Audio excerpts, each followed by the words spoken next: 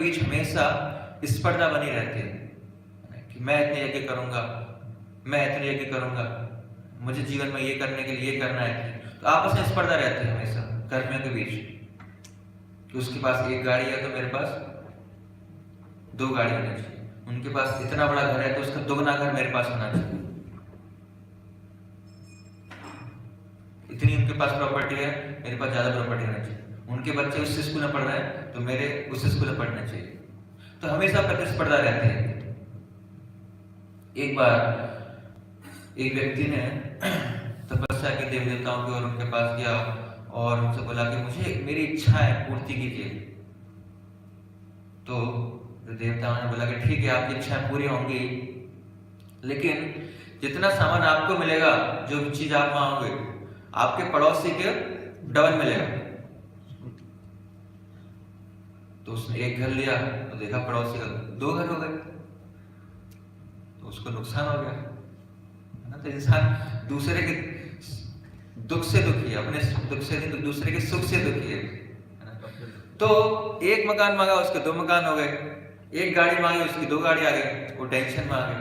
उसने दिमाग चलाया, सोचूं क्या करूंगा ऐसा कि मैं मांगू उसका ज्यादा नुकसान हो, मेरा कम हो। तो उसने कहा भगवान मेरी एक आंख फोड़ दो,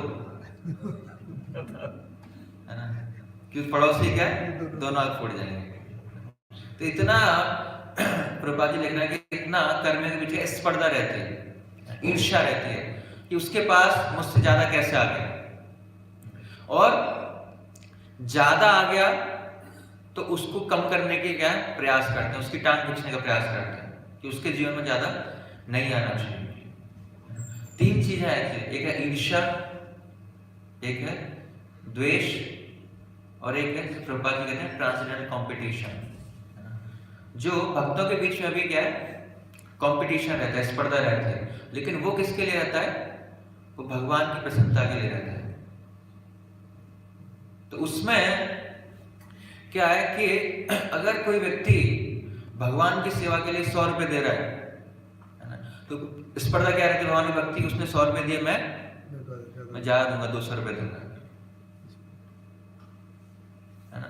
और जो द्वेष क्या है, द्वेष है, मान लो किसी व्यक्ति के पास 100 रुपए है, तो 100 रुपए है, तो द्वेष की परिभाषा क्या है कि उसके पास 100 रुपए हैं तो मेरे पास क्या ज्यादा होने चाहिए उससे, ये द्वेष है। और ईर्ष्या क्या है, उस व्यक्ति के पास 100 रुपए क्यों है, 100 रुपए नहीं होने चाहिए, उसके 100 रुपए हटाने में फर्क समझ में आया आपको।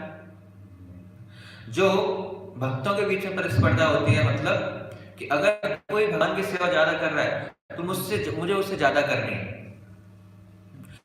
द्वेष मतलब किसी व्यक्ति के पास 100 रुपए हैं तो उससे ज्यादा मुझे करने हैं, ये द्वेष है। उसके 100 रुपए मुझे कोई दिक्कत नहीं है, वो रखे अपने पास, लेकिन मेरे पास से ज्यादा होने चाहिए। और ईर्ष्या मतलब जो और लोअर कैटेगरी में क्या है कि नहीं, उसके पास 100 रुपए भी नहीं होने चाहिए, बिल्कुल सड़क पर आ जाएगा। तो ये जो हम देखते हैं भक्तों के बीच जो कंपटीशन है वो क्या है, दिव्य है। जैसे प्रभुपाद जी लिखते हैं जो गोपियां हैं, भगवान के भक्त हैं, तो वो उनमें भी कंपटीशन रहता है कि मैं ज्यादा से ज्यादा सेवा करूं। लेकिन जो कर्मियों के बीच में जो कंपटीशन रहता है, स्पर्धा रहती है, वो किस पे बेस रहता है, ईर्ष्या और द्वेष पर। तो इसीलिए वो क्या है, वो अच्छा नहीं। ये क्यों रहता है, असीमित इच्छाएं हैं और उसके लिए इंसान क्या है, कार्य करता है। द्वेष होगा तो क्या करेगा, पॉजिटिव कार्य करेगा, उससे ऊपर उठना है। और ईर्ष्या होगी तो क्या करेगा, उसको नीचे गिराने का कार्य करेगा।